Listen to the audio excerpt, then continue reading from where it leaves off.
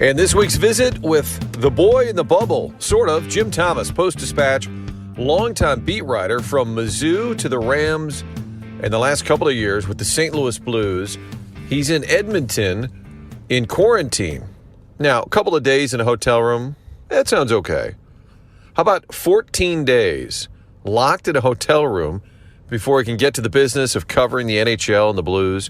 I wanted to talk hockey with JT, but also a lot of fun in what he's been writing online. The Quarantine Chronicles, just trying to get through customs, getting harassed by folks, losing his cell phone, getting held hostage by the cab driver. A lot of fun topics with JT, and then whenever he and I get together, we sort of delve back. It all circles back to Rams discussion. He spent thousands of hours at Rams Park, and all of the winning, the losing. I shouldn't say all of the winning.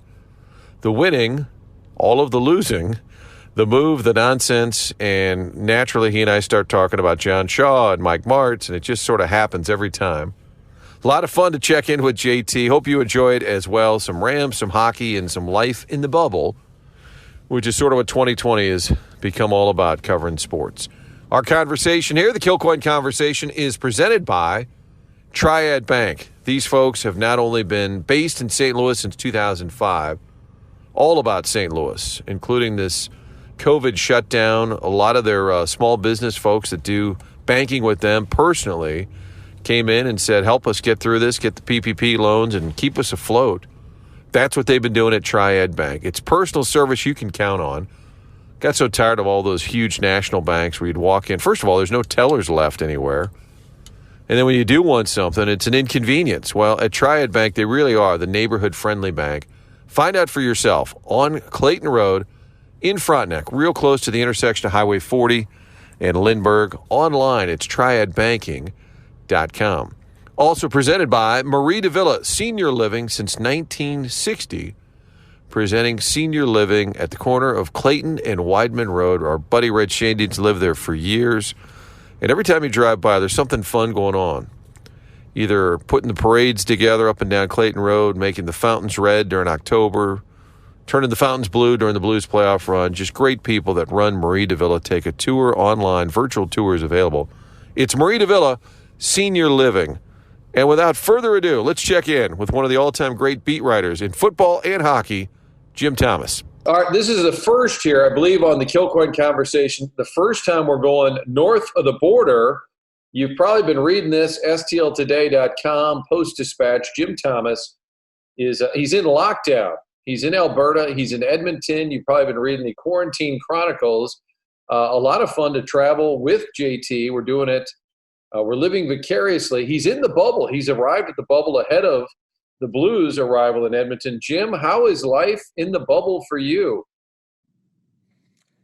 It's been different, Marty. I'm starting to get a little antsy. I just starting to get the feeling that I need to move around, and I'm pretty boring now compared to maybe how I was in my younger years. But there is a nice watering hole, maybe 50 yards, literally just 50 yards, maybe 100 yards from where we're at, and I've gone there a couple times with the some of the Blues media travel party, and I just would like to go there and, get one beer, 2 beers, and I got lectured by the customs agents. I get lectured almost every night by my wife that she doesn't want me kicked out of Canada. So I guess I can't go. What are the rules? So people who are following this, so you went there obviously in advance of the team so you can kind of knock out the quarantine or whatever it is. What are the rules? Are you hotel or well, if you're now, the Blues have avoided this because they somehow they negotiated with the Canadian government, but for sports writers, U.S. sports writers, you have to clear customs, which wasn't necessarily a slam dunk thing. I got a supporting, kind of what they call a supporting letter from the NHL, just saying who I was, and I'm covering this, a supporting letter from the Post-Dispatch telling them what I do for the Post, how long I've been there, how often I go into Canada. Please let them cross the border. And, it's not easy flying. So I went St. Louis to Chicago to Toronto. I'm like, wait a minute, I'm going the wrong way, heading further east each time. And then Toronto to Edmonton. So I had to clear customs in Toronto. And, the lady was pleasant, but she gave me a pretty stern lecture. Hey, we take COVID seriously. She said a lot of people are wondering, why are U.S. writers coming up here when we have Canadian writers that can cover hockey? I tried to explain to her that I was covering the Blues for the St. Louis newspaper. And she said, yeah, okay, well, I don't follow hockey that closely, which was stunning, since she was in Toronto. But anyway, once I've gotten here to Edmonton, 14-day quarantine, that means you have to stay in the room. There's no room service, mainly because the hotel is like 3/4 empty. I mean, there's a pandemic going on. So they have no one like working in the restaurant. So I get the Uber Eats or whatever, different places deliver here. And they knock at the door. Sometimes they just put the food in a bag at the door. Sometimes they're standing like 6 feet away to do it. But no maid service for 14 days. I should have brought some air freshener. It's like day 5 already, Marty. I should have brought some air freshener. And you're just supposed to stay in the room. I was ready. I'm not like Arnold Schwarzenegger or Steve Savard. I guess Sevy still works out, but I do go to the gym, a fair amount. I was like, yeah, I'll just go down to the hotel gym. And my wife yelled at me for like 10 minutes not to do that. So yeah, I'm just here. So you got to do it for 14 days and then you're good to go. I mean, I don't have to be tested. They took my temperature like when I first got into Canada, but that was about it. So I think the woman at customs, she needs to be kicked out of Canada for not following hockey. I mean, that's not allowed in Canada. And isn't that stunning? And didn't she ask you about the Blues? Like, well, are they any good or they ever win? Oh, yeah. She said, yeah, they ever won the cup. And I said, well, yeah, like last year, That would have been a good question for like 50 years, except now it's a dumb question. Yeah. So yeah, and now the actual bubble that the players will be in is, I don't know, a quarter mile away, not maybe a 10-minute walk from here. So I'm really close, but I'm not in the players' bubble. So we will go in through a separate entrance, I assume the media entrance for the games, and then up to the press box. Worse, Marty, is, they're not providing food up there. Come on. We're in the sports media. We love free food. They're providing water. What am I in, solitary confinement? So I'm gonna have to do a Ben Hockman. You've seen Ben Hockman at the Cardinal games and the Blues games. He packs a lunch. I'm gonna have to bring a sandwich or something. Well, it's got to feel like you're in a movie or something. Just weird. Like first of all, you're in a different country, albeit it's not third world, but you're in a hotel room. You can't leave. You don't have human contact. I mean, you've only been there a handful of days, but do you feel a little like anxiety even or anxious? Well, like I said, about a day or two ago, I got I just wanted to move around. Sometimes I'll just get up and there's like a little L shape around the bed here. And it's like one lap is like 40 paces. So I'll do that a little bit, but it's just not the same.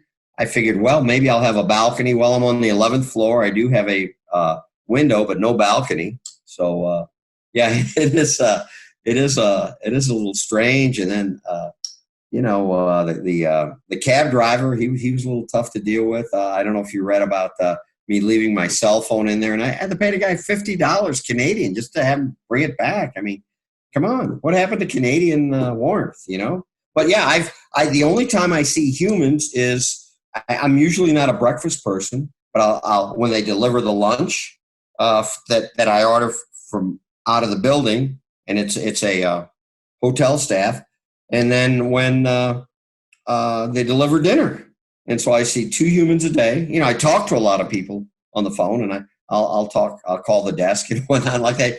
Again with no maid service or anything, they just say, hey, call when you need the trash cans empty or you need towels or whatever. So they stock me up with a coffee maker and some coffee, lots of bottled water, and like 4 days in, I have 3 trash cans here. They were overflowing. So Carlo, he's my man. He's my main hookup. Carlo with a K. When he delivers food, he dropped off some food, and then I left the trash cans outside, and he took care of that. So that's what kind of qualifies as like a exciting development. Like I got the trash empty today. Well, you and I have talked about this on the TV side. I said, when you write the book and you're too busy probably transcribing, to ever stop and write a book, but JT in his notes, I said the title's got to be From Canton to Calahoo. Here's a guy who covered the Super Bowl with the Rams, and then gets the Blues beat later in his career. They end up winning the Cup, something that we never thought would happen in St. Louis, kept waiting. When they first said to you at the Post-Dispatch, hey, we're going to have you cover hockey, did you blink or did you say, oh, I don't know that I need to do that? Or, what was your first reaction? I was floored. I was sitting there, as you know, Martin, after the Rams left for about a year and a half. I was kind of NFL at large, and I maybe cover about 10 or 11 games a year, lots of Chiefs games, but occasionally I'd pop over to Indy or Nashville, maybe once up to Chicago, went down to Dallas once, stay, pretty close to home, cheap. And I'd, go to the Super Bowl. I'd do draft stuff, not to the extent with the team here. So I'm sitting there. It's like late August. I've already made kind of a camp tour, and I think that was the year Kurt Warner got in the Hall of Fame. So, I had also made a trip up there, and I was literally sending out credentials for the first 6 weeks of the football season to the Chiefs or the Bears. And I literally get a tap on the shoulder. I need to talk to you. And Jeremy Rutherford had gone to the Athletic, and they needed a hockey guy, and I was just stunned. I was a teenager in late teens, early 20s, those first years of the Blues, and obviously the whole town was just captivated by Glenn Hall and Frank St. Marseille and Red Berenson and the Plager brothers, and we all played street hockey. So we were all fans, but then you get busy in your career, and I didn't cover hockey, and when you're covering football, it's all encompassing, even in the off season. So other than the Blues, I probably couldn't have named 50 players in the NHL when he did that. So I really had some serious hesitations, and he said, well, it's either that or work the desk as an editor. And I don't mind working the desk. I enjoy everything about journalism. When I was in college, I was like a news editor of the school paper, and so did layout, wrote news stories, copy edited. So I enjoy that. I just couldn't see doing it 5 days a week. I just thought, I still have a little too much energy for it. And so I had to think long and hard, but I just kind of leaped into the deep end, and here we are. Tom Timmerman really helped the first year. Jeff Gordon was great. And also JR, also Jeremy Rutherford. I was I've said this before, that saying, the average 4-year-old asks 2,000 questions a day. That was me, not quite as bad as, okay, what's offsides now or whatever, but it was much better than that. But hockey players are easy to deal with. Mike Yeo was easy to deal with. And then, a better feel the second year. This third season, I feel like I got a pretty good handle on it. And it's been, I don't miss football as much as I thought I would. I still love the football. I love college football. If I retired, the one sport that I think I would still watch religiously would be college football, especially there's 30 games on a Saturday. I would just sit in front of the TV and watch college football, including my Army Black Knights. But the hockey's been a lot more fun than I thought it'd be, and it's a fast game. It's an exciting game. And yeah, oh, by the way, your second year doing it, you're covering a Stanley Cup finalist. I wondered how many guys you heard from that covered that team over the years, maybe mostly for the Post-Dispatch, or maybe other people in town said, are you kidding me, JT? Do you know how many times we thought this is the year, or we won the agent signing? I bet you got a lot of shit from people over the years that had covered that team. Yeah. Well, it's interesting. When I showed up there was just kind of almost a sense of fatalism in the press box, even with Post-Dispatch colleagues that I work with now on hockey, and they expected something to go wrong. They expected the hockey team to fall short. And here's the perspective I came in with, and Marty, you in TV, you have the luxury. I guess it's sometimes a curse, but you cover everything. I was coming from the Rams, and you know what the Rams were like the last decade. Going 36, 24, and 5, and missing the playoffs by 1 point. That didn't seem that bad. I kind of looked at the Blues when I entered the beat. It's kind of like the Kansas City Chiefs under Marty Schottenheimer. They would go 10-6 and lose in the first round of the playoffs. when you covered a team that had not had a winning season in a decade and was 15-65 over a 5-year period, that didn't look that bad. Okay, yeah, they're not going to win the cup, but that didn't look too bad. And I would try to tell them, now think about that. That would be the equivalent. That was an average of 3-13 over 5 years straight. I said, guys, how would you like to cover a hockey team whose average record was, what do they play, 82 games? It was like 16-66. That's what the Rams were like, So, and, we all go in, we cover the team, win, lose, or draw. But as you know, Marty, covering a losing locker room is tough. I mean, the first year or two of that Rams debacles where they're going 1-15 and 2-14, there was entertainment value. Everybody kind of enjoys a train wreck, but after a while, it gets pretty old. Have you ever thought about a book specific? And I was talking about your whole career and the transition from, covering a Rams team that wins the Super Bowl and then covering the Stanley Cup. But what about just, I've talked, we've had events where it's Rams Unplugged, just so much craziness that went on in that place in Earth City, Rams Park. You think you'd ever write a book about it? I thought long and hard about doing a Rams book and just about the St. Louis Rams. And I just haven't had the time to do it on this new this hockey schedule. But I'd like to do it like maybe right after I retire. The debate in my mind is it really a tell-all book? Do I really tell all, or do I tell part? I don't want it to be antiseptic, but Marty and you and I know some stories that I don't know. I'm kind of do I really need to have this in the book? I think you interview Mike Martz and he tells all as part of your book. You let Mad Mike would let loose. There's another one. What about a biography? You and him are pretty tight. Would he ever? Yeah. I would say over the years he might have been the coach that I was the closest with, and I think that might be fun.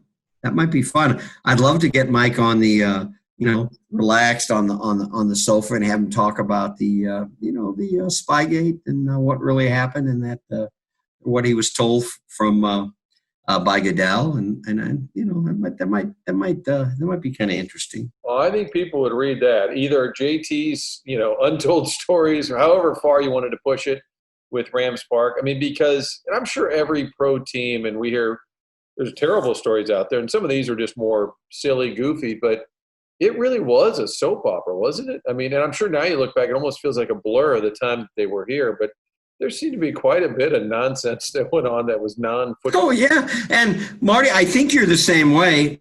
I love characters, people who are characters and have little eccentric personalities. And everyone at Rams Park was a character. Charlie Army, Georgia Frontier, John Shaw. I mean, the Mike Martz. You go on and on to some of the players, Tony Banks. I mean, just, on and on. London Fletcher. I mean, they were all DeMarco Farr. DeMarco Farr was he was almost like a buffet line. He could give you anything in the terms of a quote or in your business, a soundbite that you wanted, DeMarco, give me a double helping of humor and then just a splash of perspective on this. And, and then a little X's and O's on this and just pick out a little bit. I mean, they had some great locker rooms, didn't they? Oh, yeah. And you mentioned Tony Banks. I mean, we got a dog that he brings to training camp. The dog's name is Felony. And then another time the dog runs away and somehow Randy Naughton from Fox 2 finds the dog. I'm like, these stories nobody would believe half the stuff that went on there. Yeah. And I did warn you, though. Dick Vermeil, God bless Dick Vermeil. Now, there was a great man, but there was an eccentric. Oh, and I told people this story. Early in the quarantine, you had written about him. He was on my radar. I said, we got to do one of these TV Zooms. And in the interview, I said, how's the wine business? Terrible, losing our ass. And I said, oh, my God. Yeah. So, he goes on this whole explanation about how they're losing all this money in the wine business, understandably, especially with what they do. A lot of it's walk-in business, storefront, whatever. Yeah. 2 weeks later, my wife says, oh, there's a box out front. Coach Vermeil sent some wine. I said, oh, now I feel terrible. You single-handedly put them out of business. As a matter of fact, remember that last year of the Rams in St. Louis, 2015, they played at Seattle and then they played at San Francisco, and they just stayed out there. And they practiced in Napa, California. So I didn't go up to Calistoga, but there was a Vermeil Wines in Napa, and I went there and sat down, and they had a miniature Lombardi trophy in there. And I just asked the gal, I have a niece that lives in Chico, which is a couple hours away. She's a nurse or a ET nurse, and she likes the wine. So she came down, and we spent the day together. But I asked the worker, I said, does Dick Vermeil ever come down here? Oh, yeah, he was just down here earlier this week. And I said, so what's he like? You know, you're always waiting for that story where they say, oh, he's a real jerk or whatever. Right. But she said, oh, he's great. He's the best. Have you ever heard anyone say a bad word about Dick Vermeil? No, I always said there's a handful of people, and I say if you got a story saying that they're terrible, I said that story is a lie, because I'm telling you, it didn't happen.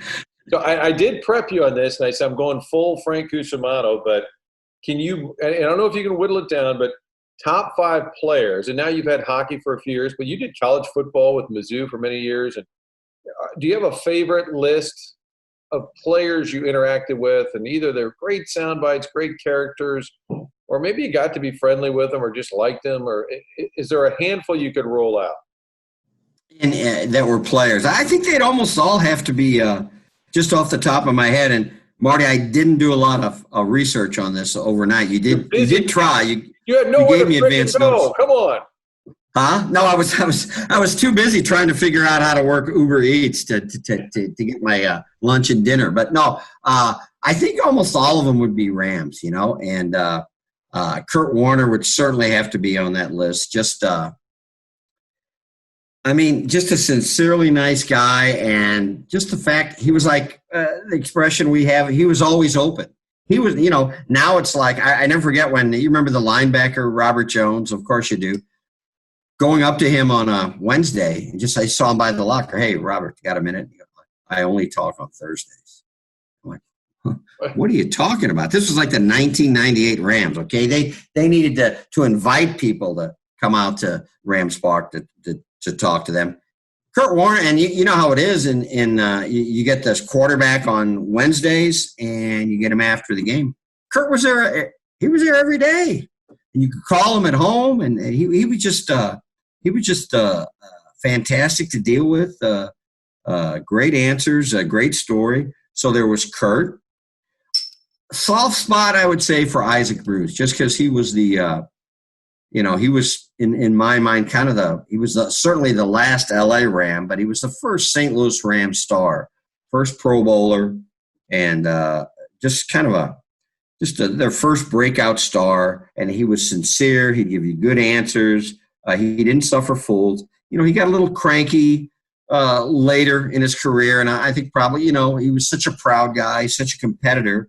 But just because, you know, as you see your skills dwindling, he was playing for losing teams. But Isaac would definitely have to be on that list. Who else, players wise?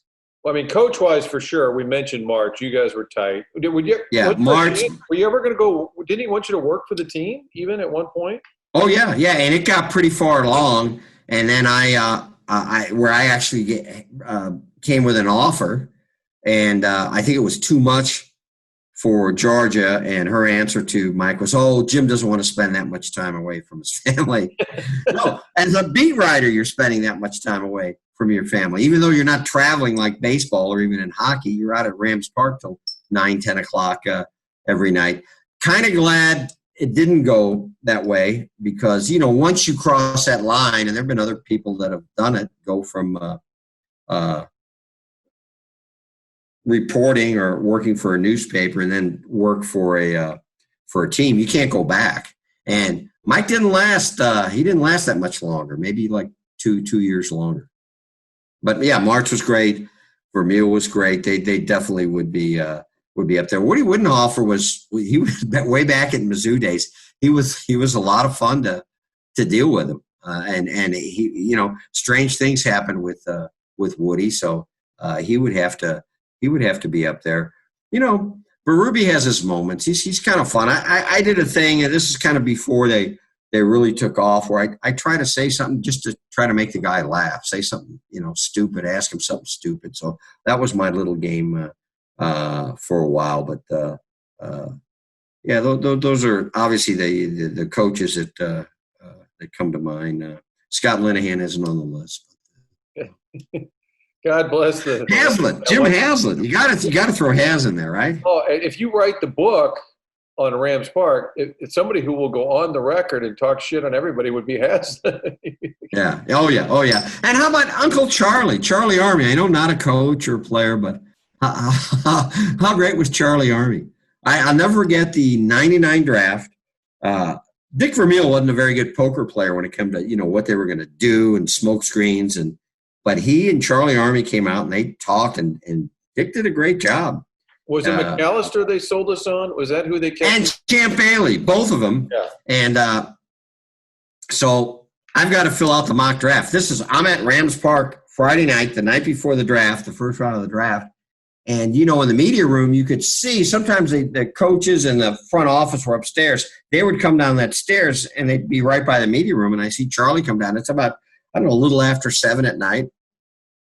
I said, Charlie, listen, I'm not going to say where I got it from. I'm not even going to write about it in the story. Just who should I put in my mock draft at number 6 overall? And he said, here, follow me. I got to take a leak. He's sitting there in the coach's office there at Rams Park, taking a leak. I'm like standing at I guess what we'd now call a safe, socially distanced away from him. And he says, put Torrey Holt in there. And that was that. So I looked pretty smart. He made me look smart, but I remember it was such a convincing smokescreen. I remember a good friend, all of us love Randy Carricker. I remember him ripping them for not taking McAllister or Bailey. And obviously Champ Bailey turned out to be pretty good. That's pretty much of a toss-up, Champ Bailey or Torrey Holt. But McAllister had a pretty good career, but certainly not in the class of those other two guys. You miss going. But yeah, Uncle Charlie was great. Oh, he is friendly with Walt Jocketty, and I had just done a segment with Jocketty about Mark McGuire and all that stuff, and we started talking off air about Army, and so I texted Army and said, hey, Walt's looking for you, because they're all out in Arizona. And I said, it's funny how our old GMs kind of all end up being buddies and in the same town. Yeah, do you miss McComb? How about John Shaw, too? And you used to do the great – sometimes I didn't know if I shut my eyes if it was John Shaw talking or you. And I bet you haven't done that voice very much in the year, but you used to do it just fantastic. And another tremendous character. Oh, and the great thing about – And he kind of liked the chaos. He kind of liked chaos. Well, here's the thing, and you and I know this. The biggest leak in the building was the guy who was the team president. And, right. And you could. Here's a story. We've got time. That's why I love a podcast. You can tell a good story. So in 2008, I guess it's after the 4th game, they're 0-4. And I'm like, somebody said they're going to make a move. They're going to make a move. And it was after they lost at home. So I called John, and they were all down at the Four Seasons. And I guess Chip and Lucia would have been there, and Jay and everybody. You know who tells me the story years later is Jay Zigman. So Jay tells me the story. He said, we're sitting there, we can't decide because Al Saunders had just come in, and the defense was terrible, and so they're like, we can't give it. They didn't know who they wanted to make a move, but they didn't have anybody to give it to. Mm-hmm. And I can't remember if that's the time they called Marv Levy or anyway. So they're having these meetings, and Jay tells me, they said, let's just take a little break. Let's take a break. And they flip on the TV, and it was on Fox 2, and I was on. And I said, the Rams are deciding Linehan's future as we speak. They're down at the Four Seasons. They're going to come up with a decision. They're not sure who the right person is. And Jay says he flips the TV off and goes, what in the hell? How does Martin know all this? And he said, the room gets real quiet. And then John goes, and the room gets real quiet. And John goes, well, I don't know, Jay. He might have called earlier. I was in the hallway and Martin called. I just told him it's not a big deal. And I said, you got to love it because he's the boss. And he was fine. Yeah. Now, was that the night that he got fired, or are you talking earlier in the season? It was that Sunday night, and I think they didn't do it officially till Monday morning, the next Monday morning. And right. And the next thing, the Monday morning, so a player that I was tight with texted me and said, hey, they just fired him or whatever. And I said, I was trying to stay on this. I got to get up and get out there, So then I called somebody else in the building that I knew would confirm it, whatever. And the person is real somber and I said, did Linehan get fired? And they were kind of like choked up and said, yeah, they let him go. I think Hazlett's going to take over, interim basis, whatever. And I said, God, I'm really sorry. I didn't know you guys were close. And the guy goes, oh, no. My dog just had to get put down. I don't care about the coaching stuff. Well, I remember that night. We're normally, and I don't know if it was a night game or a late game, but normally if it's a noon game, we're out of there by 8. And but I remember being there. It was like midnight or whatever. They kept calling members of the media, Bernie, myself. What should we do? And I'm like, I don't care. Just make a decision. Like they were like so torn. What was there to think about? I don't think there was a whole lot to think about. Another good thing about Shaw, like you say, being so honest. You remember the '96 game, the revenge of Jerome Bettis game in Pittsburgh, and Big Daddy Brooks it wasn't the cold. It was like maybe in the 40s, low 40s. He's all bundled up like he's in Siberia in January, and Cowher's there, just no coat on, just being all macho and everything. And Bettis runs wild, and it was about mid-season, and they were 2-5 or something. I remember, and it was a bad loss and a bad look. So Monday I get back and John, what's going on? And says, come up to my office, and his quote was, he's got 7 games to get it right. It was like after 9 seasons, so that was the headline. John Shaw, he didn't hedge. Oh, he would be great on the list because he wouldn't hedge. I don't know how many stories I can tell or should tell, but he was always candid. That's for sure. I don't know. Maybe you and I should combine on this book because you got a few stories yourself there, Marty. He asked me once during the summer. He said, Martin, what do you think of the team? How do you think we look? And I said, I kind of see us sitting at about 8-8. And he goes, yeah, maybe 7-9. And I thought, I was hoping. I thought he'd be mad that I wasn't overly optimistic, and he was. No.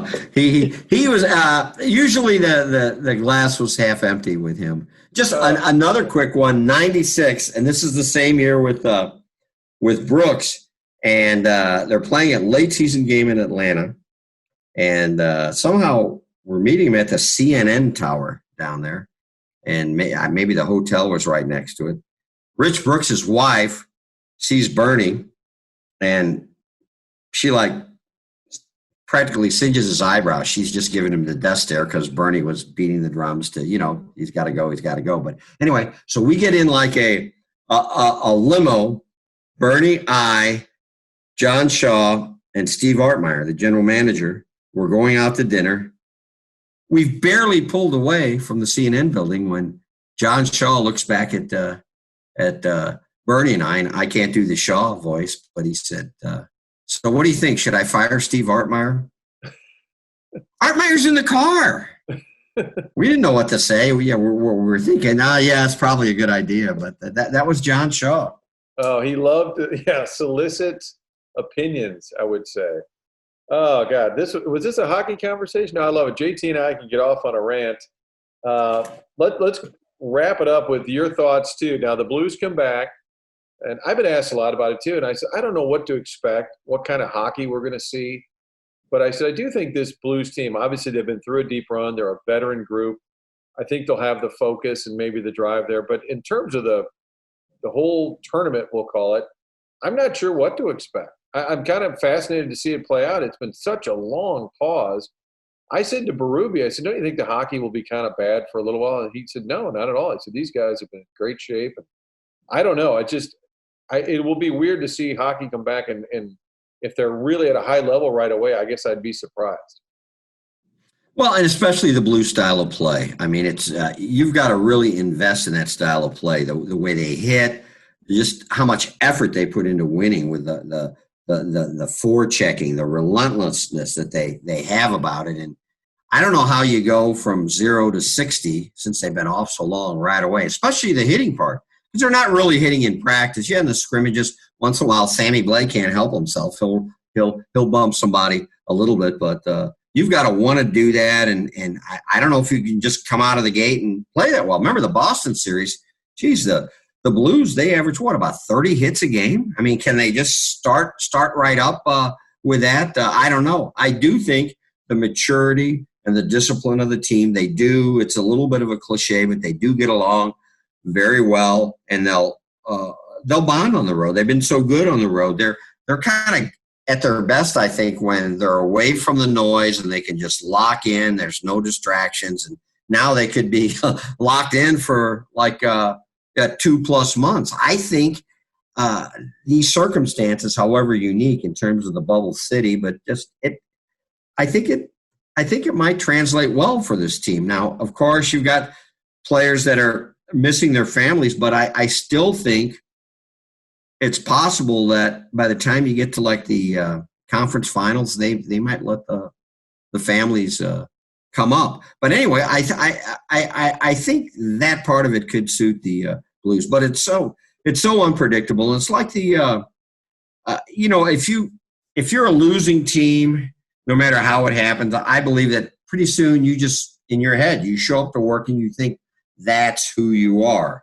And you get teams maybe at the playoffs that struggled or squeaked in, and they think that's who they are. Well, I think all of that's gone away because these guys have been away from the game for 4 months, all these other teams. So I think every team's going to say, oh, yeah, we can do this. We got a shot. We get hot. We can make it happen. So, yeah, I find that hockey is even more unpredictable than the NFL, even more parity than the NFL. And in this set of circumstances, I think you can even turn that up a notch or two. I don't know what to expect. Kudos to the Post-Dispatch, sending Jim Thomas to Edmonton, living the quarantine life. You can read the Quarantine Chronicles, stltoday.com, and also in the Post-Dispatch. And then the coverage, of course, as the Blues begin what could be a lengthy run in the hub city there. Let me pepper you one last time then. Okay, how about favorite sports moments that you've covered? And for me, it's funny because people talk about the Rams and the Super Bowl. The Pro game to me is even bigger because it was at home. It wasn't the Super Bowl, but just the Pro game, that moment being there. But you covered some huge ones, probably some really bad ones with Mizzou. Are there favorite JT moments that you've covered? Yeah, I could get probably close to a top 10 pretty quick there. At Mizzou, I would say the 77-0 game. 48-0 at halftime, running into Woody Widenhofer it's like a noon game or one game, and it's just like 1 o'clock in the hotel bar.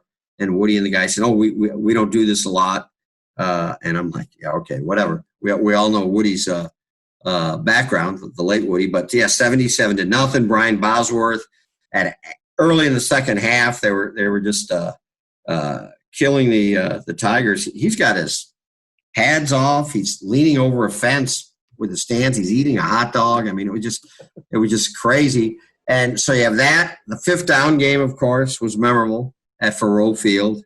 And the kicker of that was the Tigers actually stopped him on fifth down as well. But I never forget seeing there was a little referee's locker room, and I waited to the end of the game to go down. So right as I'm getting down on the field, I see fans chasing the officiating crew into this little locker room. I mean, they were all right. So you have those two.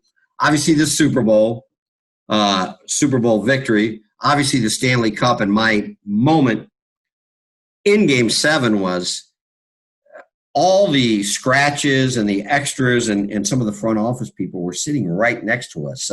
TD Gardens in Boston was filled so much to the brim that they couldn't put them all in a suite. And I just remember after Schen's goal makes it, what did it make it, 3-0 with like 8 minutes left, just looking over there. And I wasn't trying to look over there about them, but just seeing the look on their faces. It was unspoken. It was like, we're going to win this thing. So that was my snapshot of that game.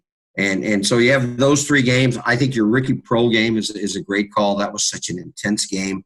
The first home playoff game, Minnesota, where there was a lot of national skepticism, and especially when the Rams were trailing by, 4 points at halftime, and then they score like the 35 points in a row to start the second half. A couple off-Broadway ones with a little tragic turn. I remember covering a state high school meet where the dad was watching his son wrestle in a tight, like a third place match, real tight match. The dad has a heart attack and dies, and going there and having to interview the wrestler after that sticks out. And another one, I was down at the NCAA Division II National Championships in track and field. I used to go down there at Cape every now and then for a track meet. And I just showed up. They had a little press box. I hadn't even gone up to the press box yet. There was a race in progress. See how this ends up. It's like 800 meters. I'm leaning right at the finish line. A runner from New York University crosses the finish line, keels over and dies. And I'm like, oh boy, I got to write about this today. So those are some that all stick out of my mind. Wow. JT, fun to talk. Maybe one time we'll do just all Ram stories the whole time. People can't get enough. I'm telling people still ask me, what was this guy like? What about the Spagnuolo? What about people just are obsessed with that era because there was winning, there was lots of losing, but there was never a shortage of stories. JT, be well in the quarantine. And there's probably some Second City TV on with John Candy right about now. And Paul and I will ship up some Emos and White Castles to tide you over. There you go. Maybe a little Four Hands or a little Urban Chestnut too. Yes, good call. JT, take care. All right, see you, my man.